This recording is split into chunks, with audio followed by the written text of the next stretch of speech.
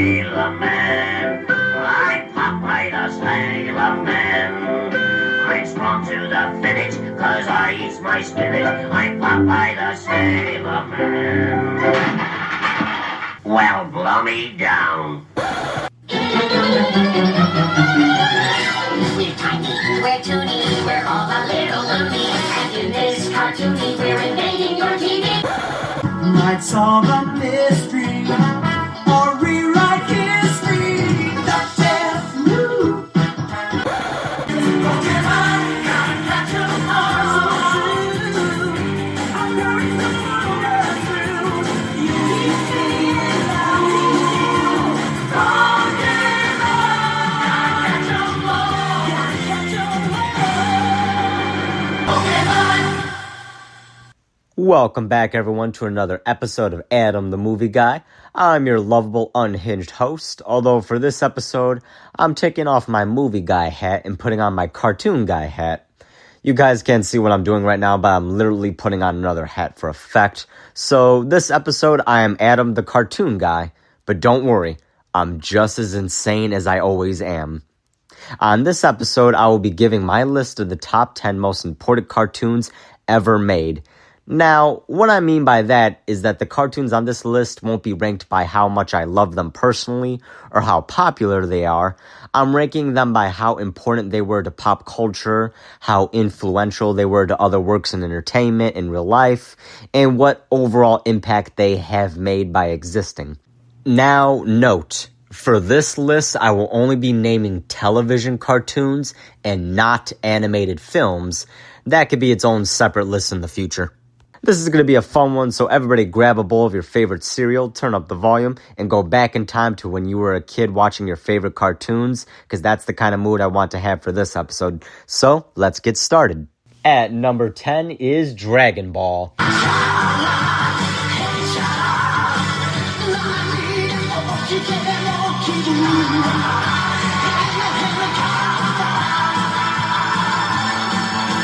Now, I know some idiot out there is going to say that Dragon Ball is an anime, not cartoon, to which I say anime is a style of cartoon, you freaking jackass. Dragon Ball is credited for popularizing Japanese anime in the West and has worldwide recognition and love. The story of Goku and his friends with their never-ending journey of becoming stronger and improving themselves served as an inspiration to all fans, and Akira Toriyama will forever be a legend for creating this truly incredible series. Rest in peace, Mr. Toriyama, and thank you for bringing so much joy to people's lives, including my own. Oh, and the last thing I want to say related to Dragon Ball is this. Bardock, the father of Goku, is one of the most badass motherfuckers in the series, and I won't hear any arguments against that. I'm Bardock. I'll blow you away. You hear that, Manny and Julius? It's true, and you both know it. Just admit it. Seriously, give Bardock at least 3 to 4 days in the hyperbolic time chamber and have him fight Broly afterwards. I guarantee you we would see who the real legendary Super Saiyan is, and it ain't gonna be fucking Broly. Hey, Bardock, what are your thoughts on Broly by any chance? You're not even in my league. Damn straight. He would get fucking bodied. Number 9 is Tom and Jerry.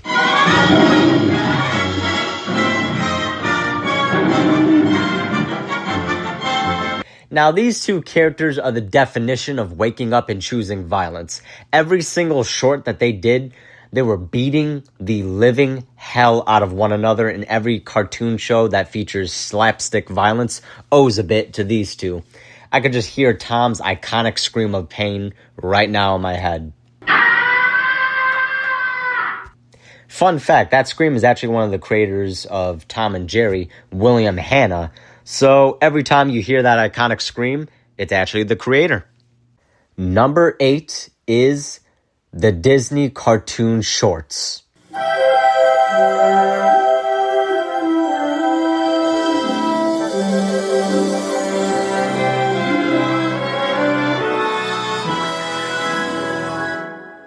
Now, I know what some of you are going to say. That these were theatrical cartoon shorts and shouldn't be included on the list since I'm restricting myself to only include television cartoons and not animated films, or shorts in this case, to which I say they, along with a few other examples on the list, were repackaged into TV shows in later years, just like Tom and Jerry was. So get the fuck off my back. These definitely earned a spot on the list for being iconic, groundbreaking pieces of animation and introducing the world to Mickey Mouse, Minnie, Donald, Daisy, Goofy, Pluto, and a slew of other iconic Disney characters. They started appearing on television in the 1950s, repackaged into different shows over the years, and have had an incredible impact on pop culture. Mickey and his friends will always be cartoon legends no matter what. Although coming up very soon, their direct rivals will be appearing on the list and are a bit more of my taste when it comes to cartoons. Number 7. The Peanuts aka Charlie Brown Holiday Specials.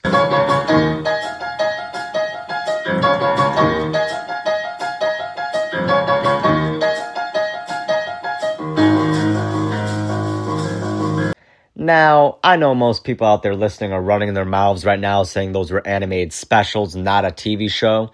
To which I say, shut the hell up. This is my list. I run the show. I'm the big dog. This ain't a democracy. It's a dictatorship. And I'm your unhinged, modestly endowed, and average-looking leader. It will not be questioned unless you want me to go full fucking Nancy. You don't want that. Now that we got that out the way, the reason for their spot on the list is simple.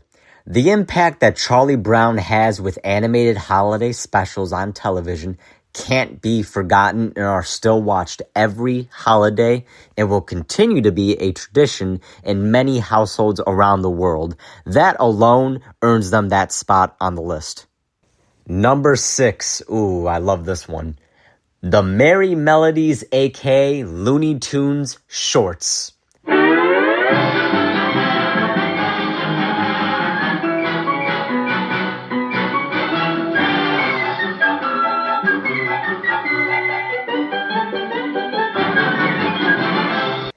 Come on, if the Disney shorts were on this list, then of course the Looney Tunes are going to be. They have some of the most iconic cartoon characters to ever appear on television. You got Bugs Bunny, Daffy Duck, Sylvester the Cat, Tweety, Porky Pig, Wile E. Coyote, the Roadrunner, the Tasmanian Devil, Lola Bunny, Yosemite Sam, Elmer Fudd, Foghorn Leghorn, Speedy Gonzales, Slowpoke Rodriguez, Pepe Le Pew before he got canceled, Penelope Pussycat, the cat he was trying to fuck, Granny, Marvin the Martian, Michigan J. Frog. You guys remember the frog that would sing and dance? You know, that song? Hello, my baby. You know what? I'm just going to play the clip. Hello, my baby. Hello, my honey. Hello, my ragtime gal. Sunday, you kissed my wire. Baby, my heart's on fire. If you refuse me, honey, you lose me. Then you'll be left alone. Oh, baby, tell 'em all and tell me I'm your own. Yo-Yo Dodo, the most insane Looney Tune character in existence, only matched by his son, Go-Go the Dodo, from Tiny Toons. You guys remember, Go-Go. You know, the one that says in the song, and Go-Go's is insane. You know what? Fuck it, I'm just gonna play the clip again. And Go-Go is insane! Both of those characters I relate to personally since I'm a bit of a loon myself. Ugh, sorry, I tried to name them all as fast as possible. I just really, really love the Looney Tunes. Not putting them on the list, I would have to be fucking demented. And even though I love them both, I gotta say this. The Looney Tunes or the Toon Squad beats Mickey Mouse and his club any day of the week. Sorry. Fight me. Oh, and one other thing. Space Jam is one of the best animated films ever. You cannot change my mind. Yes, I know Space Jam 2 wasn't as good as the first one, but let's be honest, we all didn't expect it to be. That remix of the Space Jam theme, though, went pretty hard, I gotta say.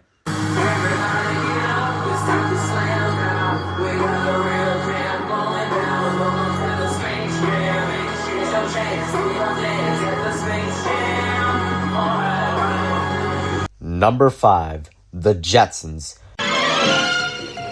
Meet George Jetson. His boy Elroy. Daughter Judy.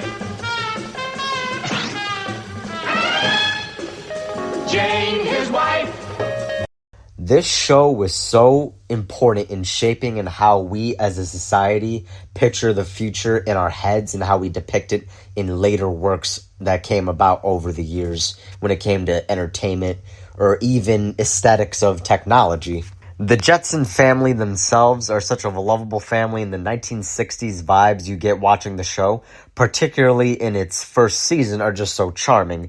And what I personally get amused by is the fact that the technology and innovations shown in the show, such as video calls, smartwatches, self-parking cars, teleworking, robots, AI, and more, are now reality.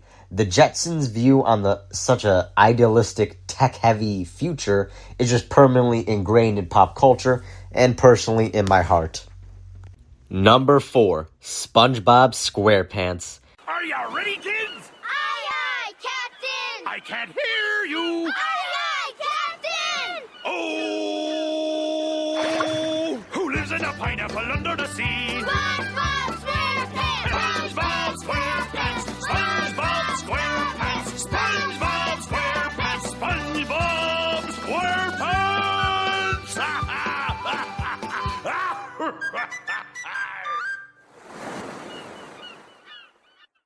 Was there ever any doubt that this masterpiece of a cartoon wasn't going to be included? I mean, come on, SpongeBob since 1999 has been on the air and has completely captivated and earned the love of not just my generation, but the world. The first 3 seasons alone are masterpieces of animated entertainment and produce some of the most quotable lines and sayings of all time. SpongeBob himself is such a feel-good character, and he approaches life with such childlike idolism, it can melt the heart of any jaded adult disillusioned by life, like his grumpy neighbor and coworker Squidward Tentacles. No matter what life throws at him, SpongeBob is always ready. Who's ready? I'm ready. Who's ready? I'm ready. Who's ready? I'm ready. Number 3, The Simpsons.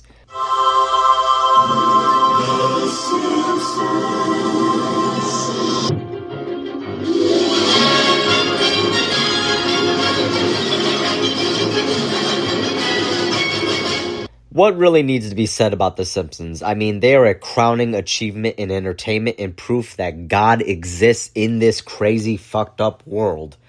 A universe without The Simpsons is one without God, so basically, it's hell.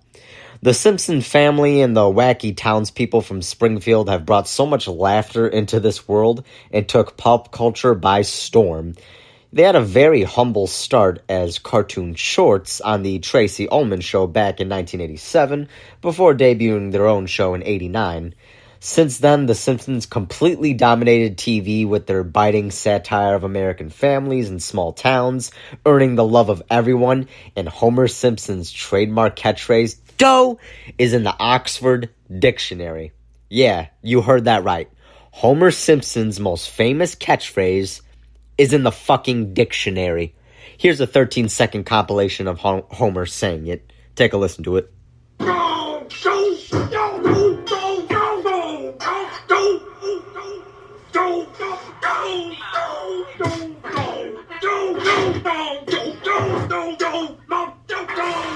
Glorious. The Simpsons also holds the record for longest-running network animated program in television history. Now, the previous record holder will be brought up very soon, and I tell you, I cannot wait to talk about them. Alright, now these last 2 spots were neck and neck, and honestly, I may flip back and forth between who's number 1 and who's number 2 on any other day of the week. Both of these cartoons are true titans in the field of animated entertainment. They are the cream of the crop, the best of the best, and both are so crucial to animation as a whole when it comes to pop culture and kicking open the doors down for so many other cartoons. It's truly incredible. Everybody and their mother has heard of these cartoons. Even if you never watched a single episode, you just know them on sight because they're that, what's the word I'm looking for? Omnipresent in terms of pop culture awareness. And now, for the number 2 spots, I'm putting Scooby-Doo, Where Are You?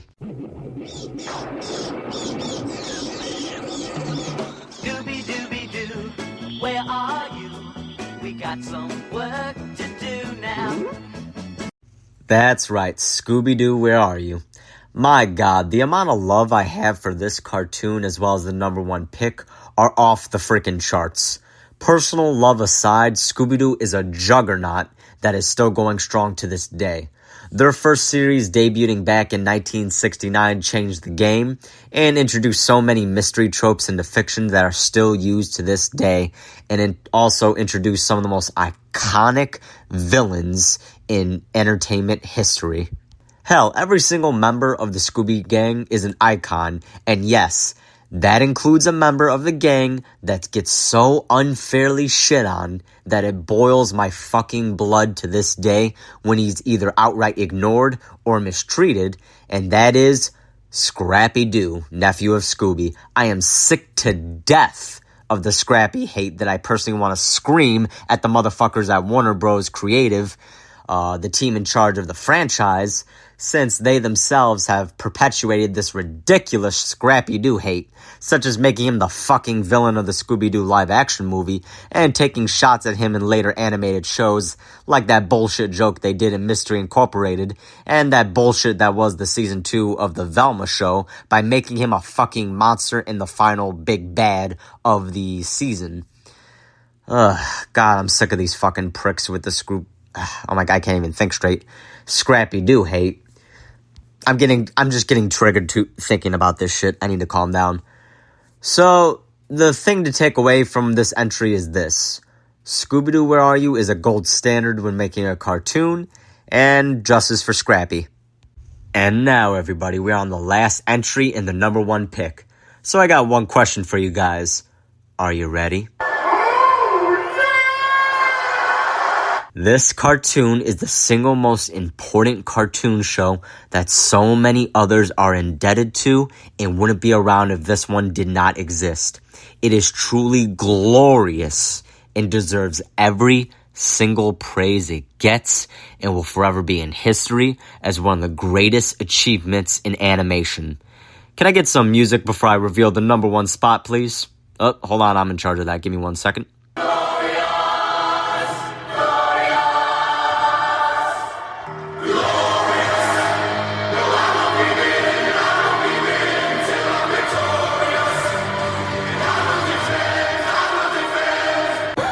Alright, that's enough teasing. The number one pick is The Flintstones.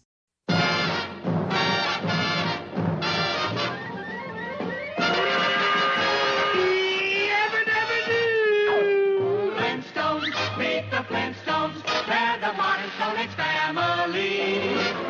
From the town of Bedrock, they're a page right out of Kid Story. Let's ride with the family down the street through the courtesy of Fred to Pete. When you're with the Flintstones, have a yabba dabba do time, a dabba do time. We'll have a gay old time. This cartoon is legendary. I really don't have to explain, but I'll try and say a few things. The Flintstones was the very first primetime animated series when they made their debut on September 30th, 1960, quickly becoming the TV sensational darling of their era. The show itself was basically animated honeymooners to the point that Jackie Gleason considered suing them and taking them off the air or try to get some money off them before wisely deciding not to since he didn't want to become the most hated man in America. His words, apparently. He very quickly came around to the idea of the Flintstones and saw them as a loving homage to the honeymooners, with the Flintstones lifting character personalities and even episode plots from the honeymooners.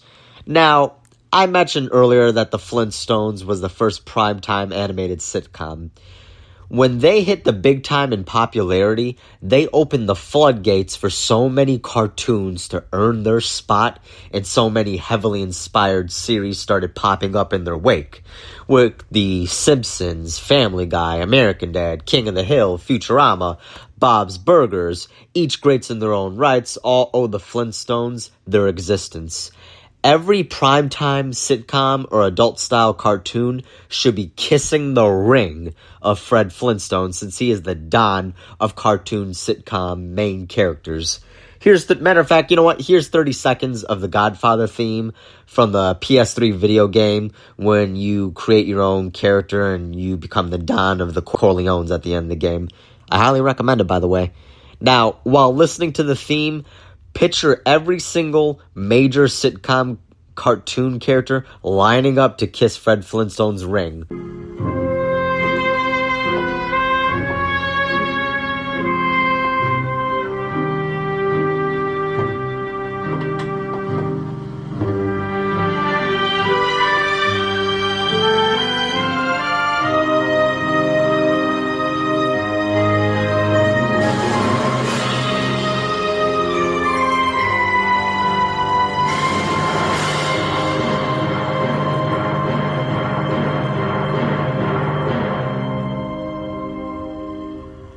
Don't worry, that feeling will come back in your legs soon enough, guys. Like Scooby-Doo, the Flintstones have had multiple spin-offs and animated movies and TV specials, and while they may not have had luck with multiple revival attempts, one being from Seth MacFarlane himself, the creator of Family Guy and American Dad, the Flintstones will always be remembered, and our lovable cast of characters from the town of Bedrock will forever be immortalized as one of the greatest cartoons to ever be put to screen. Well, guys, this is the end of the episode. I hope you enjoyed it, and let me know what other cartoons would fit on this list in the comments. This has been Adam the Cartoon Guy, and I'll see you next episode. Take it away, Flintstones.